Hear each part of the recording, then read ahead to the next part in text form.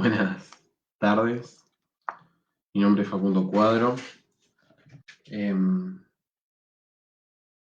Vuelvo a este formato de hacer directos y de leer y de comentar.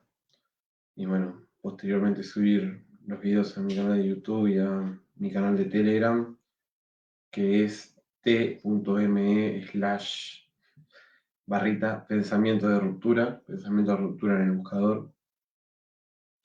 Tuve un proyecto de hacer algunos videos a finales del año pasado, más o menos. A principios de este año, en realidad. Después de nacida mi hija.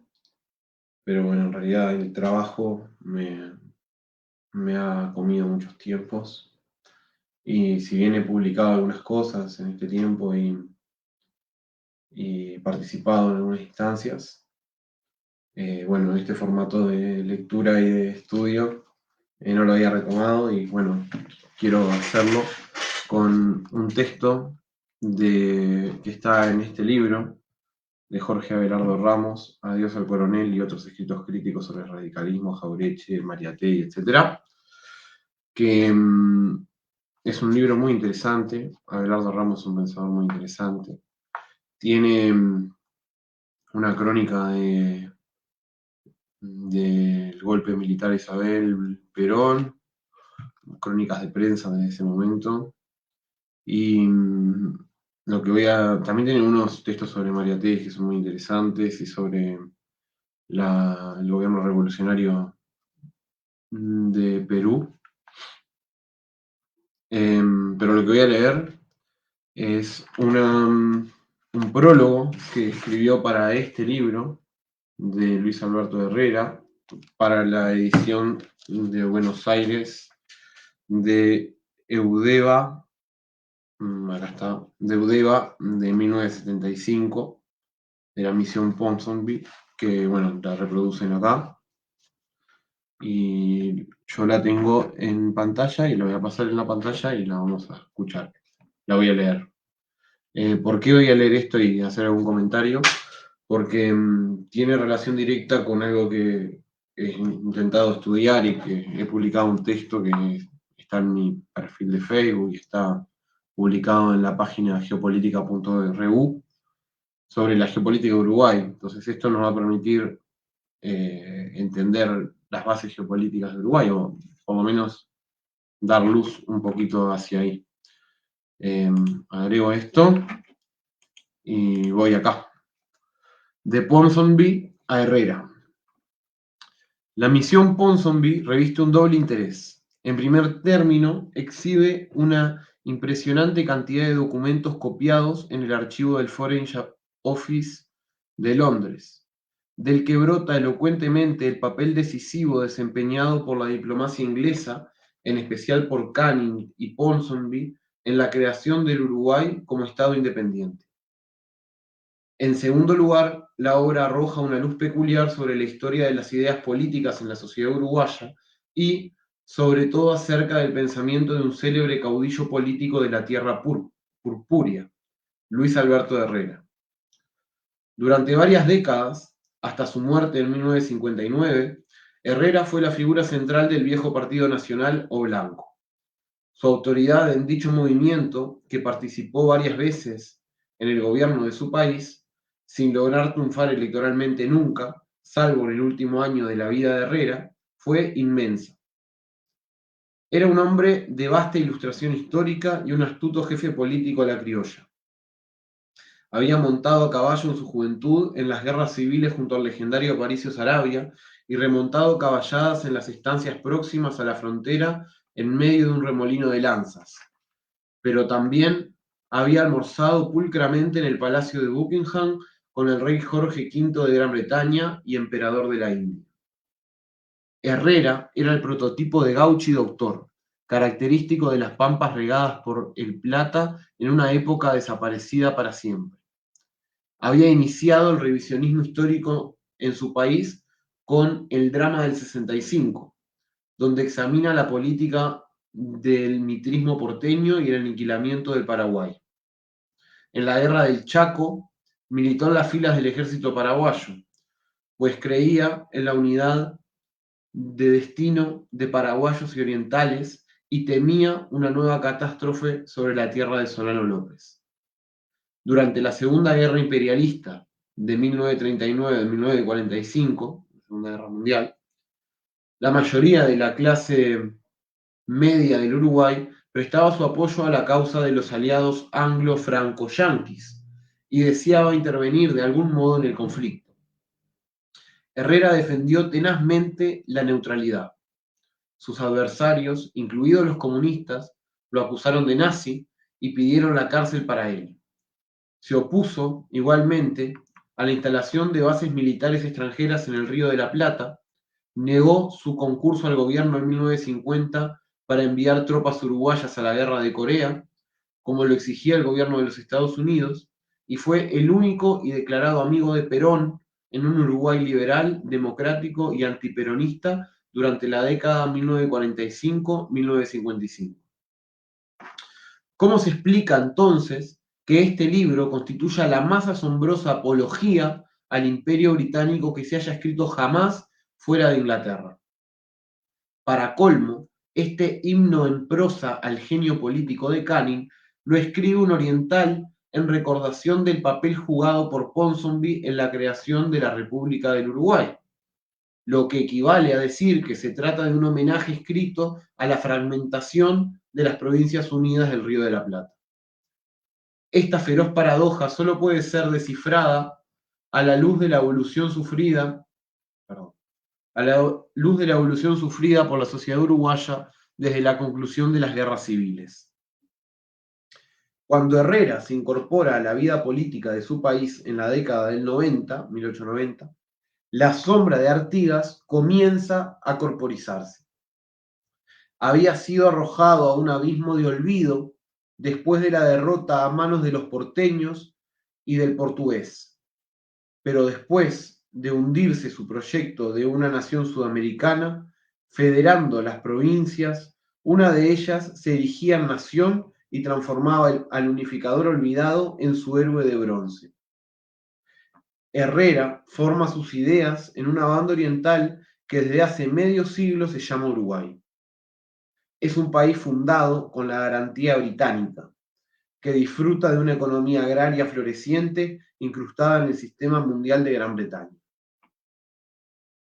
A semejanza de la Argentina, Uruguay empieza a desarrollarse como una gran planta fabril de productos cárneos que abastece sin competidores los mercados europeos gracias a los bajos costos derivados de la fertilidad natural de las mejores tierras del mundo. Separado por Canning de las viejas Provincias Unidas del Río de la Plata, poseedor de una gran pradera, de una hermosa capital y de un excelente puerto de profundidad natural, el Uruguay se constituye en un país que prospera gracias a las ventajas climáticas, a una población reducida y a la protección discreta de la gran amiga británica. Mientras América Latina esclavizada se consume en el hambre, el Uruguay se revela como un notable ejemplo de instituciones democráticas en su apacible Westminster criollo que funciona sin sobresaltos y donde los oradores no cargan pistolas. La relación estructural entre el intercambio de lanas, carnes, cueros y cereales y la importación de artículos industriales será respaldada por una renta agraria que permite a 1 millón de orientales gozar del nivel de vida de una ciudad europea sin salir de la condición de una república compuesta de pastores y burócratas. La renta diferencial daba para todos, ¿no? Aunque esa rara felicidad depende de las carnes rojas, se explica la satisfacción reinante en el Uruguay por cuanto semejante estado se prolonga desde comienzos de siglo hasta iniciarse la década del 60. Su fase culminante se puede situar entre 1904 y 1930, entre la muerte de Aparicio y la crisis mundial. Ese es el apogeo de Uruguay. Y la muerte de la banda oriental es en 1904. Por más que ya, como dijo hace 50 años que se llamaba banda oriental, la muerte es con la muerte de la Revolución de Aparicio. Sigo. Pero como un régimen de producción determinado engendra una sociedad de rasgos específicos, el Uruguay, nacido de una pradera abundante, ofreció a la mirada de América Latina fenómenos que jamás pudieron reproducir los enfermizos estados latinoamericanos, salvo en los textos vacíos de sus admirables constituciones. Una gran clase media propietaria de viviendas confortables, un régimen provisional de retiros sin paralelos, una sola persona podía llegar a acumular hasta 3 o 4 jubilaciones, había jubilados de 40 años, una clase obrera pequeña y relativamente bien remunerada, el mejor índice de escolaridad de América Latina, la más baja proporción de nacimientos, el más bajo índice de mortalidad y restrictas libertades públicas, un partido socialista librecambista y un partido comunista admirador a la vez de Stalin, de Valle y de Franklin Roosevelt. No sé, voy a hacer un paréntesis acá, no sé de dónde saca que el Partido Comunista de antaño, que se para en el 22 del Partido Socialista, cumplieron 100 años los amigos del Partido Comunista, mandando un saludo si hay alguna viendo, mentira, no los queremos, al PSU.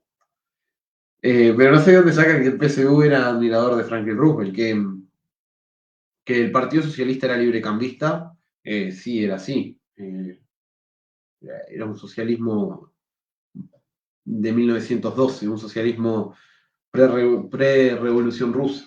Y ese es el cisma que se da en el Partido Socialista de Furgoni, con los cabezas podridas, que eran la forma en que le decían los socialistas a los comunistas dentro del Partido Socialista de Uruguay.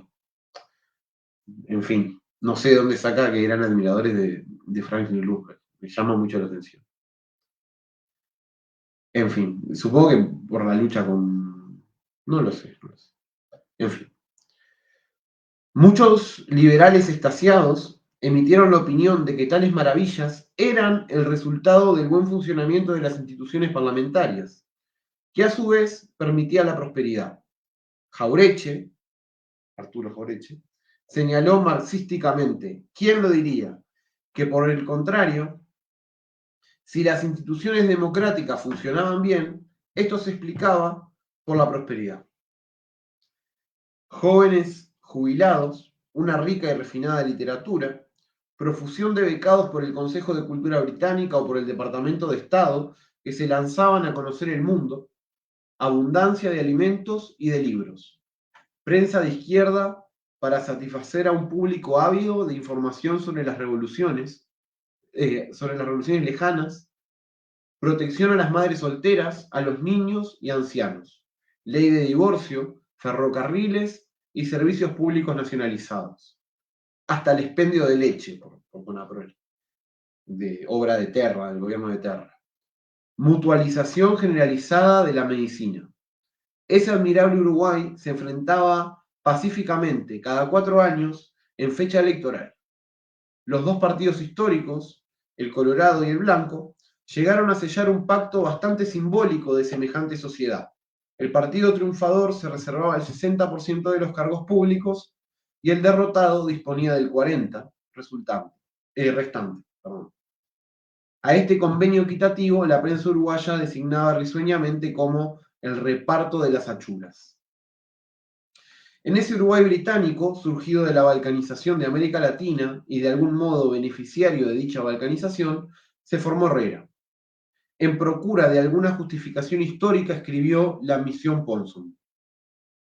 Del presente libro, de La Misión Ponsonby, se desprende lo siguiente. Artigas no fundó el Uruguay, lo fundó Ponsonby. El protector de los pueblos libres se había propuesto construir una gran federación de provincias con un gobierno central. Quería ser argentino y no lo dejaron. Diría Cristina. Ponsonby, en nombre del imperio, dijo a Rosas y a Patrón: el gobierno inglés no ha traído a América a la familia real de Portugal para abandonarla.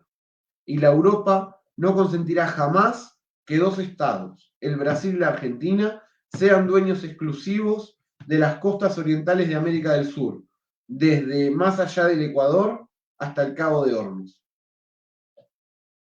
La vida de Herrera conduce tres etapas fundamentales. Conoce tres etapas fundamentales. Su juventud, que transcurre en los últimos años de la estancia criolla y del enfrentamiento declinante entre ese mundo arcaico y los nuevos intereses urbanos rurales, ligados a la época exportadora encarnada por Valle Ordóñez. En la segunda etapa de su existencia, el Uruguay conoce un bienestar y una lozanía económica y social sin precedentes. Es el periodo en que Herrera compone la misión Ponsonby.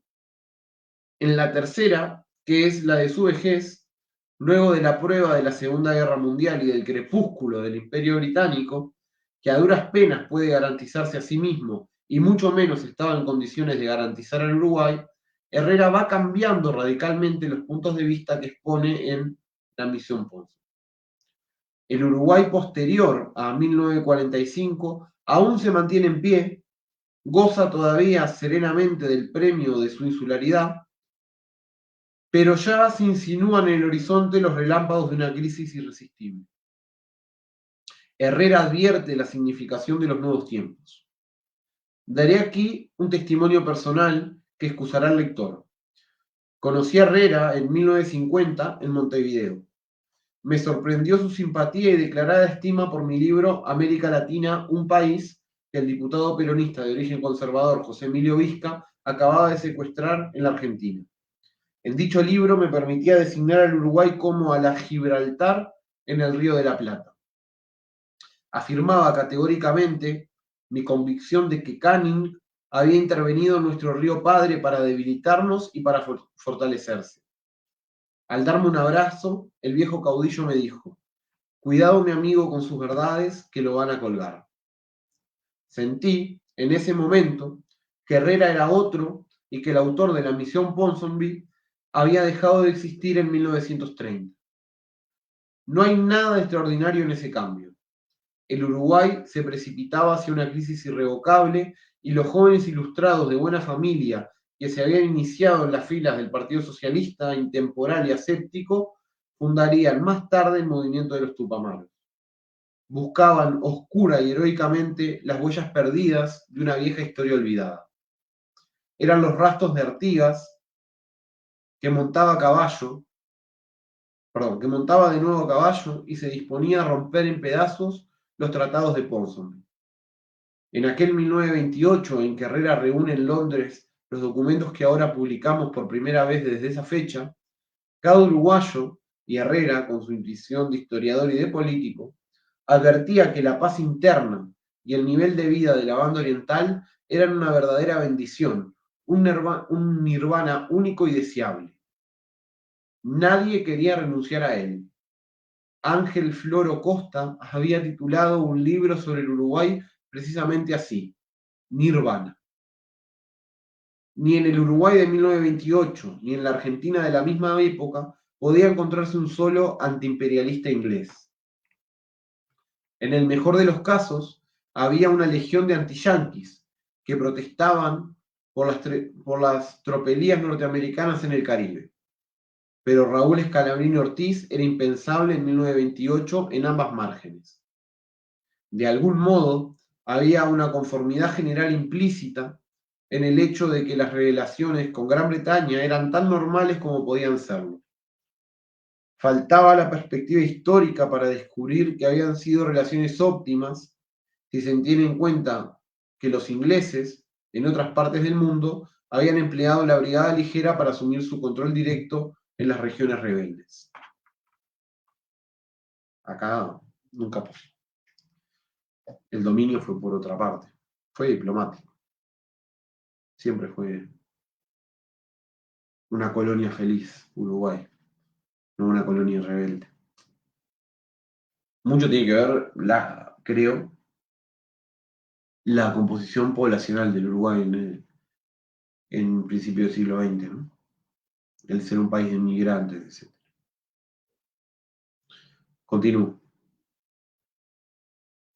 Justamente, Scalabrini Ortiz se encuentra después de 1930 en la lectura de la misión Ponsonby las pruebas de que Inglaterra era la autora de la segregación del Uruguay. Antes de esa fecha, el gran escritor argentino se consagraba a la literatura. Destruido el mito del patrón oro y la ciega seguridad de las colonias, el sector más militante de la pequeña burguesía argentina, procedente del radicalismo, Forja, se lanza, con Jaureche y Scalabrini Ortiz, a la búsqueda de los orígenes. Se encontrarán con la misión Ponsonby, pero también la apología de Herrera se trueca por obra de la bancarrota mundial y del papel que en dicha bancarrota juega Gran Bretaña en la prueba para condenarla. El mismo libro servía, año 1930 por medio, para dos tareas opuestas. Es muy singular que Artigas, al enterarse por boca de los amigos que van a buscarlo al Paraguay para que regrese, que se ha escrito en la banda oriental una constitución y fundada una república, rehúse volver con estas palabras: ya no tengo patria. Su patria era más grande. En 1928, Herrera dedicó el libro que glorificaba a Ponsonby de este modo: a mi patria. 30 años más tarde, los estancieros, importadores industriales y banqueros que habían engendrado la insularidad y que se aprovecharon de ella, conducían al despreocupado Uruguay de la era británica a la dictadura militar. Ponsonby realmente había muerto y Artigas estaba más vivo que nunca. Aparecido como prólogo a la misión Ponsonby de Luis Alberto de Herrera, Eudeva, Buenos Aires, 1975. Muy bien.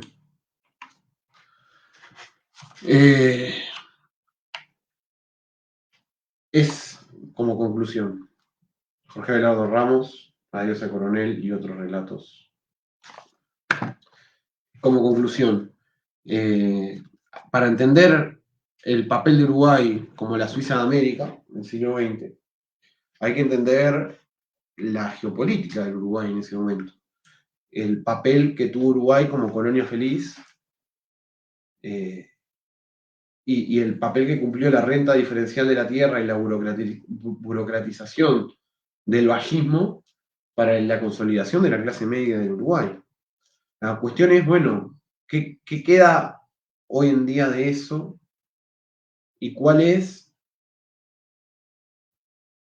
puede ser la nueva inserción de Uruguay en el plano geopolítico que permita sacarle provecho a esa renta diferencial de la tierra? Porque en realidad ni siquiera eso, ya sabemos como todas las, y no vamos a discutir ni a esbozar hipótesis ahora de todas las complicaciones que tenemos con nuestra capacidad industrial. Pero realmente podemos tomar nuestro legado histórico, nuestro sentido histórico, que ha sido siempre la producción agropecuaria como base de la inserción al mundo. Ese debería ser nuestro papel. En un contexto de multipolaridad como el que parece que se está gestando en el orden mundial, es el agro, entiendo yo, nuestro gran baluarte para ingresar en ese mundo. También está la cuestión del papel del software y demás, pero sinceramente no tengo la formación suficiente como para afirmar tal cosa. Bueno, eso fue. Y bueno, y tomar, para decir algo más, y tomar la bandera de Artigas de